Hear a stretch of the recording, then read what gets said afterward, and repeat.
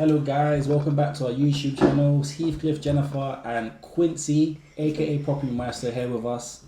Thank you for letting us interview you. If you haven't already, check out his SA Cribs tour. Very, very nice, very, very stylish, very entertaining. But yeah, without further ado, make sure you like and subscribe as well. Make sure you head over to Quincy's his Instagram, check him out, give him some love. Yeah, let's get straight into this interview. So, good friend of ours, known him for some while. Yeah, man. How's it been, man? How's life been? Not bad. I mean, same as everybody else. Yeah. There's no lockdown, one after the other. So I was kind of hopeful that we'd be out of it, kind of going into this year, but also kind of preparing for the worst. So yeah, kind of taking it on the chin and sure, just pushing ahead. Yeah, what we can do. So how are you guys doing? We're trying. We're on train. Can't complain. Saying on the phone, can't complain, man. Yeah. So, but yeah, if you can tell us a bit about yourself, a bit about your past and how you got into property. Okay. Let them know about Property Meister. Come on, man. So kind of I went to uni in 2015, University of Warwick. So in that first year, I read Rich Dad Poor Dad. And that book kind of set me on a path of like, okay, cool, financial freedom, the way forward. Yeah. But how am I gonna do it? Yeah. Kind of prior to that, I'd already been approached by companies like all these network marketing companies. Oh right. For all these little opportunities, but nothing really struck out to me as kind of interesting. And I was going around to property seminars, and people were, you go in, you're there from like 9 to 5, and people are like, you want to learn how to make 40k, but I leave and nobody's told me anything about how to make 40k. So I kind of went through uni and nobody really gave me any value. Yeah. But then I started working in 2019. So I love that I'm working. Very happy. Thank God that I got a secure job. But I kind of realized that waiting a month every time for this one paycheck. Not the way to go. Ain't it? So I want more. Yeah. So kind of 2019, I on Instagram I'd entered a competition by another property investor for his online course. Okay. And I won. I mean, I never win these things. Comment to friends. Yeah. I'm like, okay, cool. Yeah, I ain't gonna win. So, but I get a random DM like, yeah, you won. I was like, okay. So around June 2019, I started studying that course. And I only studied about a third of it because the first third of it was kind of talking about rent to rent and getting into property and that kind of thing. And by the time I'd finished that, I was like, okay, cool. I know that this is what I'm going to have a go at. So, and then I went on another free course. So this guy's name is Tyler Newman. Okay. Then I went on Samuel Leeds crash course as well, free crash course. Went there again and again. Most value I've ever received from any free course. Despite what everybody might say about him, at least in that moment, I know that he was giving me so much more than anybody else had. So kind of off the back of that, I did one of his paid courses, just to compare. Right. And then I set myself up 2019 September as a Property Meister. Okay. And then began the calling. Yeah. Wait, sorry, did you do the DFE or something? Yeah, DFE. Wait, what month did you go? Because we went to that one. We went to the DFE as well, and so did Zoom. We went to May. Okay, I went in September. Okay. Yeah. So because I think when I bought it, it was around. I think the next one was July, but it was too tight because I was on holiday and stuff like that. Right. So okay, fair enough. September, I think I did mine. Yeah. And then straight, literally, I think a week or so after that. It's so funny because I left that course. I thought, this week, I'm getting 5 rent to rent. Yeah. Nobody told me. So real. Yeah, man. So, but then began the calling.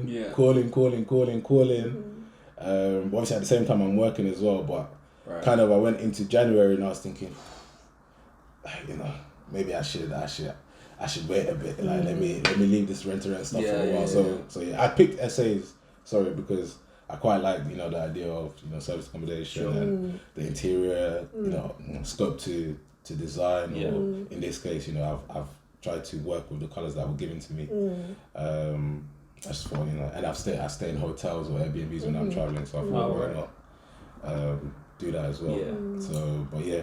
So January, there's a letting agent that was calling quite religiously, and she reached out to me like, oh, we have this, apartment. I don't know if you want to look at it. So, at that moment, it's like, okay, it's now or never. And it was even more now or never because she'd said that somebody else is looking at it. So I was like, okay, if somebody else is looking at it, they're seeing what I'm seeing.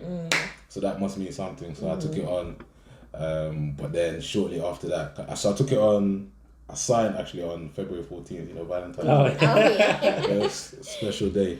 So, but it being my first one, and I just wasn't ready, and then COVID came, slow deliveries, and I was still at work. Everything I just slowed down, so I didn't go live with that till May, mid-May. Right. So I banged on in the middle of lockdown, and then kind of from there. I don't know if I've gone on a tangent from the question, but yeah. Was you ever worried about taking on in that time, and then when obviously you took it on before COVID hit? Yeah, just before. But again, I guess that was where I didn't. Some of the things that I guess I have in place now, where it's like, okay, if I'm taking on a new apartment, I know this is the list of things I need to start buying ASAP. But I was freestyling a bit, and then it ended up in the period where if you're ordering, you're waiting for weeks for your deliveries. So then I kind of had to deal with that. Yeah. So, but all part of the learning. All part of the learning. We always say the first one is always the worst one. You always get burned in the first one. You never anticipate all the little things that come with service accommodation with your first deal, especially. Right, even you get the best training. Yeah. Like you said, you've been on 2 people's training courses, and there's still things that you just skip over, don't miss, and whatnot.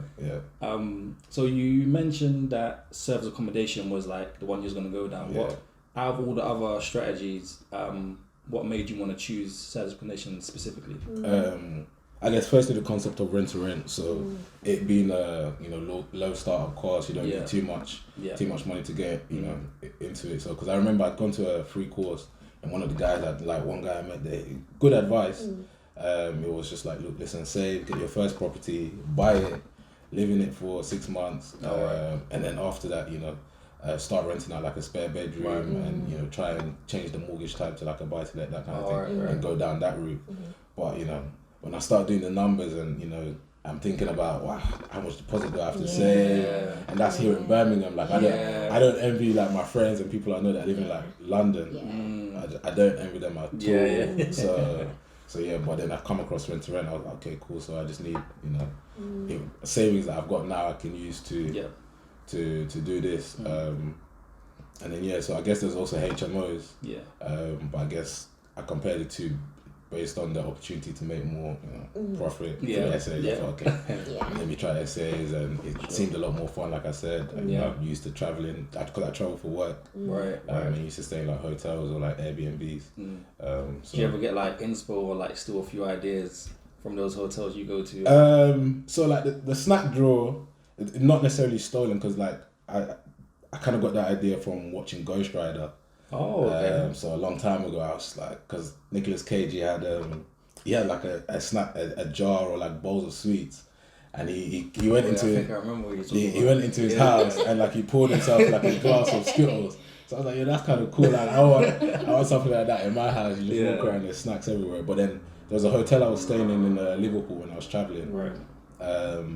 And I remember I went in and they were like, there's complimentary snacks kind of on the house. I mean, there wasn't a lot. You walk in, it's just like 2 bottles of water, pack of crisps, or a chocolate bar. But I was like, I like this. Made me wanna come back all the time. So I thought, that just kind of corroborated me wanting to incorporate the snack drawer. But I think it's nice as well because it's just that little bit extra that you go to that makes all the difference in the reviews and stuff like that, and that's what we're trying to implement as well, like getting the beers and stuff. Like you said, we got a few beers for our contractors and it's the little things. It is the little things. It is the little things. So you mentioned that you went through an agent to get your first deal. Did you always try and do that, or was you going through landlords as well, or was it a mixture of both? I think kind of when I started out, it was agents. But I just kept getting no's from them. But finding landlords I kind of found quite difficult because obviously a lot of agents, a lot of landlords just pass it on to agents. So you're still forced to just called all these agents. But I was trawling places like Facebook Marketplace, Gumtree, thinking, okay, this is where I'm gonna find landlords. But I'm going on there and I'm still finding agents. I'm just, maybe like give me something, man. So I was kind of left with just calling agents like quite religiously, and there were a couple of agents that I phoned up and they were like, we do take company lets, that kind of thing, but it's just they didn't have anything at the moment, or So but then I just kind of got lucky with this one agent. Yeah. And then, do you use that agent now for your other property, or future ones you want to take on, and you just stuck to that agent, or? So funnily enough, the second one was kind of direct to landlord. So what happened was there's basically an agent or a sourcer working on behalf of the landlord. Okay. And when I approached the sourcer, because it's in the same building, when I approached it, I just I was just waiting to get in front of whoever was going to be there, so I could be like, look, I already got one in the building. This is what I'm doing, that kind of thing. So went through that process, but then the relationship broke down between the sourcer and the landlord. So I just ended up going direct to landlord to secure the deal. So, but I'm still in touch with my letting agent like regularly, just in case if there's anything coming up. So, and my landlord as well obviously knows now that I do this. So if she's got any landlord friends or whatever, hopefully she'll kind of put me in touch. The referrals are definitely strong. That's the best way of marketing and getting your next one. We definitely found that as well. So was it agents, landlords agents or landlords for you guys mostly? Or? It's been a mixture. Our first one was direct to landlord. And then the ones after have been with the agent. It's actually the agent that we went from ourselves, like our own place. Okay. We got a bit stuck because obviously we source properties as well. So we're kind of thinking, okay, where can we get some more leads? And then we just thought, let's just message the agents that we rent from, because they already know what we do for a living. And then they said they do it, but they were very picky. They said they got burnt bad in the past. And you kind of realise, like, most agents just say no because they don't know you, don't trust you, they don't really know what you're about. But because we already rent from them anyway, we always been paying rent when you're getting problems. They were open to it, and we had to kind of like just coax them to we're good, we're not like these other guys, And we do a bit of both. But we found direct to landlord, you can get a lot more negotiation done because it's direct to the person, but the agent, you may say, oh, could you ask the landlord this? And they may not even ask them that. They just may, he said no. So, for us, I think we prefer direct to landlord, but agents have got all the stock. So once you got one good one, you just stick to that one. And then, True. But so we was, before we was talking on stuff, we was looking at your listing. Fantastic listing. We obviously done it a few times, and your listing is actually really, really great. The pictures, the description, everything, and you're a super host. You got fantastic reviews. How you managed to do that as well as working? Because guests can be very demanding. So if you manage to get 5 stars, then you're doing something right. Is it the sweets, man? Tell us It's the snacks. Yeah, no, I don't know. I mean, working again, I guess this is COVID in a sense was kind of a blessing for me because I was already used to working from home, because it's consulting and we travel up and down, but then we can also, it's IT, so you can IT you can do from home. So naturally it was just easy for us to start working from home, and then demand at work was just fluctuating, so sometimes it was busy, sometimes not busy, and those were the opportunities I used to set up the apartment and that kind of thing. So, and because it's local to me, the apartment is local to me because I live in Birmingham as well. It's easy for me to just come over, literally 15 minutes tops, and I'm here and I can sort out any issues and that kind of thing. But yeah, man, with the guests, I'm grateful. I'm lucky. I guess with guests, I try to always be personable with them if I can. Especially if they book through Instagram, I feel like Instagram is quite a nice social place. It's made for interacting. So if you hit me up from Instagram, if we can banter, I'll banter. So, and I enjoy that because I like people. So it's great. So, but then even when guests are here, I guess I just check in just to make sure that they're happy with everything. If there's any issues, want to be here just to sort them out quickly and nip them in the bud. We did see that a lot on your reviews, that a lot of them were about communication and like, being a great host, being very prompt. And I feel like that's definitely really important because the communication with the guests. You don't want to. The guests are king. Sometimes you get nervous. Because I've seen like hosts once they sense that the guest is not happy, it's just like, look, I'd rather you just cancel. Please. It's not worth it. Yeah. So, but yeah, man, I guess my cleaners do a good job. Guests come in, they're happy. So. And then my photographer, he's the bomb. He's got some really good pictures in there. He's sick. So Shahid.rzz on Instagram. Check him out, man. We'll link it down in the description anyway if you do want to hit him up. Okay. So what are some of your best tips for somebody who wants to get started in SA, and they're working? Oh wait, sorry, it doesn't say we've got 3 minutes left, so. Oh yeah. Do you wanna? Okay. I'm just that's it. That's it. So what are your best tips for somebody wanting to get involved in serviced accommodation, especially working as well? I think one of the things I would have benefited from is shadowing SA operators, even for a few days, because obviously not every day you're not always going to be at your apartments every day, and every day is a bit different in some of the things you'll have to do. So, but just for them to see, like, I don't know, the cleaning process, how you interact with your cleaners, your guests, linen, what you kind of have to check, messages that you have to send out, so that they understand the process a bit more. So I'd say find somebody that's doing it, that you try and connect with somebody that you feel like you can have a bit of banter with and be friendly with. And hopefully they'll be nice enough to be like, come through 2-3 days. I'll show you how things run. Save. I definitely say have a few months rent. Few months worth of rent. Definitely. Just saved up, just for things like COVID. Days, and if you can get a direct booking system in place as soon as possible. So which is only something I've only recently. I mean, my direct booking system prior to this was kind of just. If you email, we do it through emails. But now I'm using like a platform to, what do you call them? Channel manager. To aid the bookings. So, No, we definitely agree. We would say like no matter how much your training you do, once you're in it, that's when you really start to learn things. And shadowing someone is pretty much like being directly in it. So we would definitely give the same advice as well. I think sometimes they don't necessarily tell you, they kind of just tell you or put it on airbnbbooking.com and that's it, but you kind of learn to find you don't want to be, I mean, it's okay to be on them, but you want the majority of your bookings to be coming direct.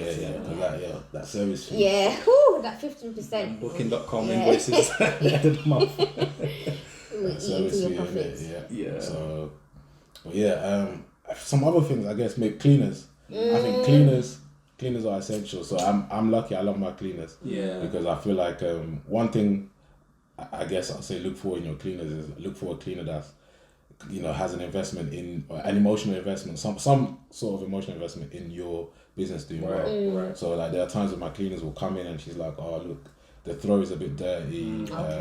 Like I'm gonna take it for a wash. I'm happy with that. You get me? That's good because you're seeing things that I'm not noticing. And I don't mind paying for that service because I like that you have a vested interest in me doing the business doing well. So definitely, that's like the number one thing in service accommodation. Without the cleaners, everything goes downhill. But I definitely agree. Finding a great cleaner is pretty much one of the most, if not the most important thing about your business, because we've had some experiences of not so good at cleaners. And I think sometimes they just come and they just think I'm just gonna clean and then just go. That's it. But our main cleaner, she's great. She'll tell us, you need to get this, or I suggest this and stuff like that. Somebody who actually cares about your business. Knows your apartment really well. That will check, under the sofas, all that type of. This is turn left, turn right. That detail is really important with your cleaner. Definitely. And it's not easy to find. I don't, it's hard. It's something that I just kind of realized that when I noticed, I was like, wow, okay, wow, you're doing it for me. Where did you find your cleaner? Funnily enough, so I had another cleaner that I found on bark.com. Bark? Yeah, so there was a time when when I was checking out of uni, we were looking for like a cleaner to just come and kind of clean the house. And when I searched it in Google, this website called Bark came up, and on there people like cleaners, different, all these handymen, whatever it might be, just list themselves, and they call it, you put out a bark basically, so like a dog bark. Oh, whoever hears the bark can get in touch, but then they'll also show you some local results of cleaners in the area that are doing this and that. So my first cleaner I originally got through there. But she was coming from Dudley, and she was also studying. So I was like, okay, cool. I definitely need to have a backup just in case she can't make it. So I was just here one day at the block, and I saw the cleaners that clean the block. So I just asked them, would you guys be open to cleaning like apartments, and they said yes, fantastic. So it was good because they already know the block. Yes, they already come here. They already have the main access to get into like the car parks and stuff. So I never thought of that before, because we see the ones in our block all the time and stuff. So and then I didn't even start using her until once I was in London. My cleaner, my first cleaner bailed on me. So called this cleaner. I was like, yo, listen, are you free? She's like, yeah. Well, how do you do it? And this is the good thing about having, I guess another tip is having a good system because. Or an offhand system. So because I just told her, okay, look, you go to the key nest, you can pick up the key, this is where the linen is, and do what you gotta do, and then just return the key. Yeah, everything's systemized, you don't have to be there to do anything. And then from then, she slowly just risen to become my main cleaner. My first cleaner, she's obviously studying, which is fine. So she again was great, but it's just the distance and her other commitments. But these guys are top tier. Yeah, that's a really good tip actually. I've never actually thought about that. You have to look into that as well. So what are some of the things that you think people should be aware of before they get into service accommodation? Because it all looks great, dressing apartments are nice and guests, but what are some of the things that just make people aware of before they decide to get into service accommodation? Void periods. I mean, the same way we say about apartments on like a monthly level. Same thing on a daily level. You're dealing with void periods, especially in the pandemic. A lot of the time, you're going to be dealing with void periods, especially if your target market is tailored more towards the leisure market. So, which I would probably say mine is. So, like naturally, when I first started out, even though it was during the pandemic, because people were still allowed to travel a little bit. I found my weekends would get booked up quite quickly, like Friday, Saturday, Sundays, but it's like during the week, I'm getting like last minute bookings for people that just want to come and chill for one night or whatever. So, but I guess, watch out for that. Watch out for void periods. Watch out for thieves. Had one the other week, stole my selfie light. I don't know who steals a selfie light, but you always get them. Little things like that. People that there's always guests basically that seem trustworthy. So I'm too easily trusted, and it's cost me a few times because it's like I trust you. Okay, you're coming. There's only two of you. You turn up. There's four of you. So, but then in some cases I still let them stay. But I'm just like, look, keep the noise down. As long as you keep the noise down, I don't mind if there's capacity to hold you. I don't mind that. So, but then there's people that just come and take the piss. Come in and having a party and smoking when they're not supposed to smoke. So watch out for that. Actually, if you don't take a deposit from a guest that you're iffy about, just be wary. Always follow your gut feeling. So but if you take a deposit, you sleep easy. You sleep push. So I think that those are probably the main things I'd say. So I don't know what kind of things have you guys watched out, literally all things that you said. I thought that's the main threat of, I guess, service accommodation is having these bad guests that annoying neighbours or trash the place. We've had people do fraud as well. Fraud is a huge thing because we take payments ourselves sometimes at booking.com, and we've had fraudulent people stay. It's cost us like 2,000 or 3,000 at one point. Serious? We've had people kick our door down literally like crazy, and there's always the signs you see before, but you kind of like, do you know what, they're just I don't know, they're just a bit young or whatever. But yeah, always trust your gut feeling, like you said, because it's not worth it. There are people smoking as well. Have you saw you had the minute? Yeah. There's things like that to have in the essays, definitely. Yeah. Really Man. The minute saved us. That and whatever doorbell. I don't know if you. So I use a Ring doorbell. Oh yeah. So Neos. okay, cool. Yeah, but between those two things, woo. So and the thing is, don't be afraid to pay for them services. No. Because like I remember, I took out the minute I took it out on a free plan. But it's like, okay, when the noise goes up, I'm pinging the guest, I'm doing this, I'm running here to be like, look, listen, noise down. But then I just pay for the plan where automatically it rings. So I don't know if so once it's above a certain threshold, it rings, and sometimes guests will be pinging me like, what's that sound? I'm like, it's like getting scared. You feel me? So man, wow. Yeah, I think the deposit is really important as well, especially a high deposit, because now we charge I think £300 deposit. Oh, for real? Yeah, so like if they used to charge 100, it was ridiculous. Okay. £100 split between 6 ways. That's Less than £20. So if they like book for 2 people and then 6 people show up, automatically your deposit is gone. Boom. For us, we're not stressed. We let them know. Just let them know you lost your deposit straight away. Not too much money. Honestly. Any little thing, your deposit is gone. So you kind of have to be like really strict with the guests as well. I think kind of set the expectation that this is what you need to do. If you break this, you're losing your money, and that usually helps a lot as well, because nobody's trying to lose £300. Like you said, they'll take the piss if you don't set some rules and standards. So so I guess to kind of round off the interview, what's your plans for the future? Are you thinking to buy or keep doing essays or HMOs or?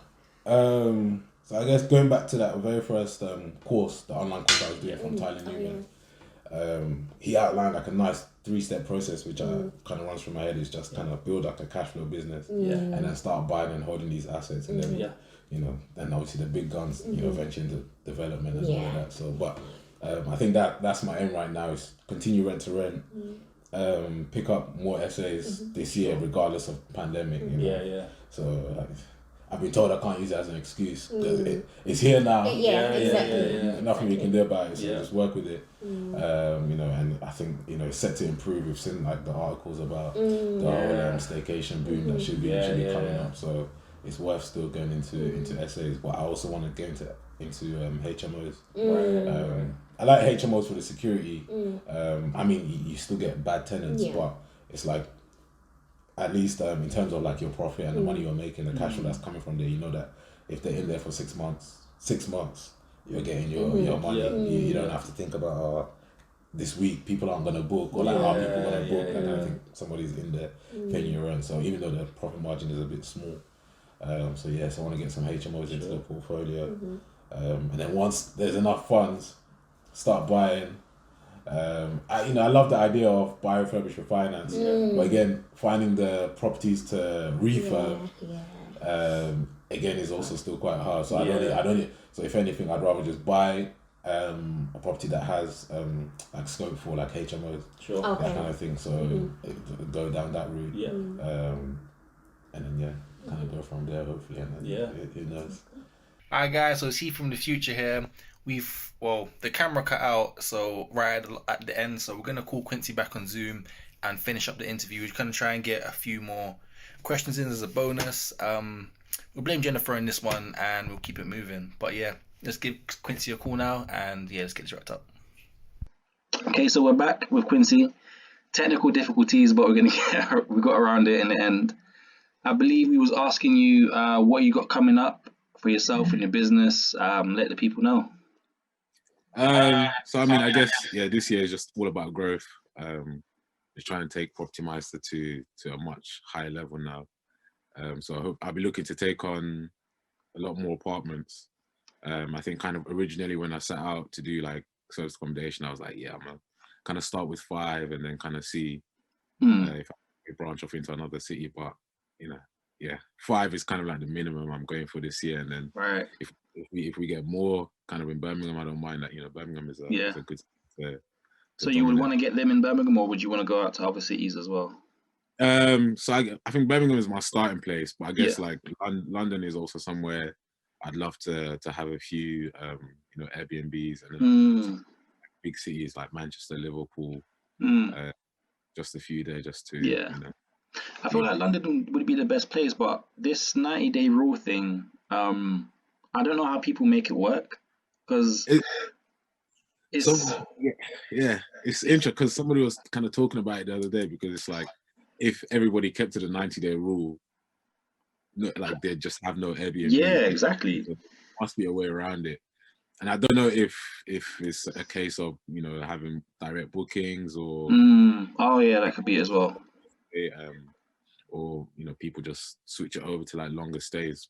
Yeah, I've heard a few things about it. I heard people just make a new listing and then just don't really care about it, or some people say if it's over a certain time, it doesn't count to the 90 days. But then how consistently can you get things like a week or two or whatever? I don't know. Maybe we need to interview someone who does essays in London and see how they do it, because I would like to do it in London as well, to be honest. But because like I've stayed in hotels in London, and like the price is crazy. Yeah, charging that just for like an essay, you could easily charge the same kind of rates for days, and the margins would be absolutely ridiculous. No, absolutely. No, man, yeah.